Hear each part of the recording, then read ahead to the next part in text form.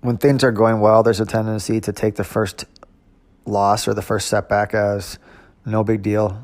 And you rationalize it by saying, well, it's been going really well. This is bound to happen, or things like that. And then in the process, you miss the lesson, the important lesson. And then eventually, when things get worse, you start having more problems, but they're maybe a lot smaller financially, but emotionally and psychologically, they feel way bigger because it just, your confidence is down. And somewhere along the line, you lost yourself, lost your confidence, lost your momentum. So that momentum is the most precious thing you can possibly have. The confidence in yourself, the feeling good when you get up in the morning, nothing's more important than that. So when you do things, take big bets or do things that are reckless because you're doing well, you are always putting that precious momentum at risk. So you have to consider that as a major opportunity cost before you make your next move. That's why sometimes counterintuitive stuff like cutting your size or taking less risk when you're doing well might actually be the best move if the market's not conducive. If the market is flying around and you're doing well, or you understand something that's been proven to work, it might be time to really be aggressive. So I do that a lot. I'm big into pressing my winning streaks and things like that. So I'm not advocating against that, but I'm also warning that, and I've done this so many times, I think it must be human nature, that say you take a 30% loss off the top. That's a big number, but say you do that when things are going really well. You've been doing great. And then maybe you stagnate for, let's say, a few weeks or whatever, depends on your time frame, a few months. And then you start just getting beat up again and again for small amounts. Those small amounts of getting beat up start to feel worse, way worse emotionally, psychologically than the big one on the top.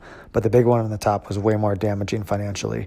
So my point here is it's kind of irrational in terms of how you're feeling, but that's how you feel. So knowing that that's the case, knowing that that's going to happen, build a system around that, protect yourself from that, especially if you're ultra sensitive to it. I know I am. I think most people are.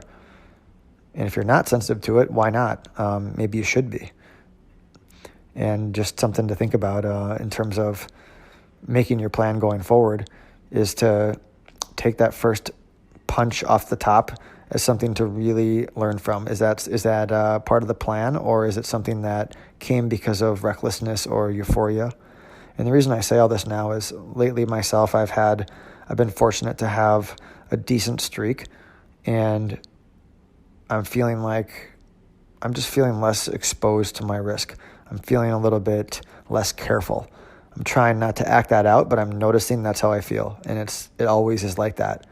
So I'm talking to myself as much as I'm talking to everyone else about how that is, and how the thing I need to protect myself from then is that first big step off the top, and make sure that I can do whatever I can to anticipate that, because it's constantly a game of preserving momentum and surviving. So preserving that momentum, and because if I preserve the momentum long enough and I shake off the euphoria or shake off the feeling of not scared of risk, what happens is I go to that neutral state, or the state that we talk about you feel like after you're on vacation or something, where you don't really care and you don't have to do anything. And if something doesn't pop out of the screen or pop out of the world at you, it doesn't matter. And that's a great place to be. So if I have to just wait it out until I feel like that, hey, that's a good thing.